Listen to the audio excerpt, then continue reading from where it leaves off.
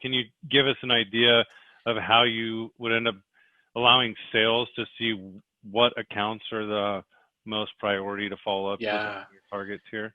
So we have a couple of scoring models that we're running with. So we've got our model that we built around our ICP, and then scoring our accounts around propensity, so against that ICP. And that really takes into account the vendor that we're using has, I think, something like 5,000 different data points. And they're firmographic, they're industry trends, their intent, install tech base, all those types of things. And I think, as you mature in your ABM strategy, that's the value in running with a vendor, is they do the analysis on all those disparate data points that you don't necessarily have access to. So that at an account level, that's how we're kind of ranking the account. So we have a letter value, and then we also have the numeric code, so we can understand that. That gives us an understanding of what are the accounts that we want to focus on and how do we prioritize. But then we also have our lead scoring model that is run out of Marketo on the people, on the person data, and that is a combination both of firmographic, demographic, and behavioral aspects. So what we want to do is have those two models to understand, okay, which one of the accounts should I start with, but then once I'm on that account, who should I be talking to?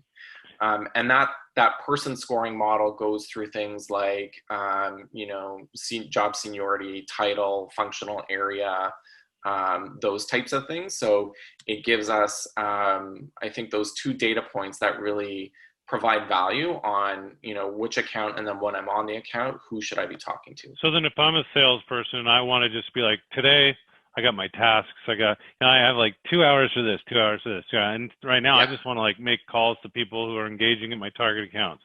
So I run a report of all my leads or contacts that have a high score at one of my target accounts, and then I just start at the top and and then that's a persona based, but also behavioral based. So you're calling decision makers that are engaged.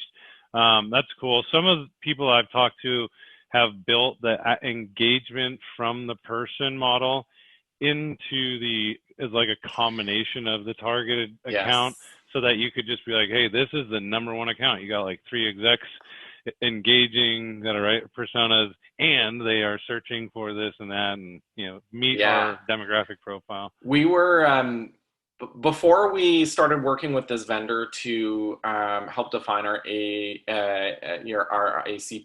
and our ABM segment, we were actually looking at doing that. Is how do we lift the engagement that's happening on contacts and use that to score the accounts and inform what's going on the account level.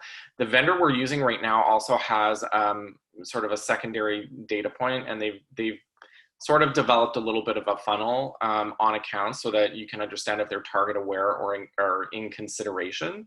The in consideration is pulling in some of that engagement that's happening on the account.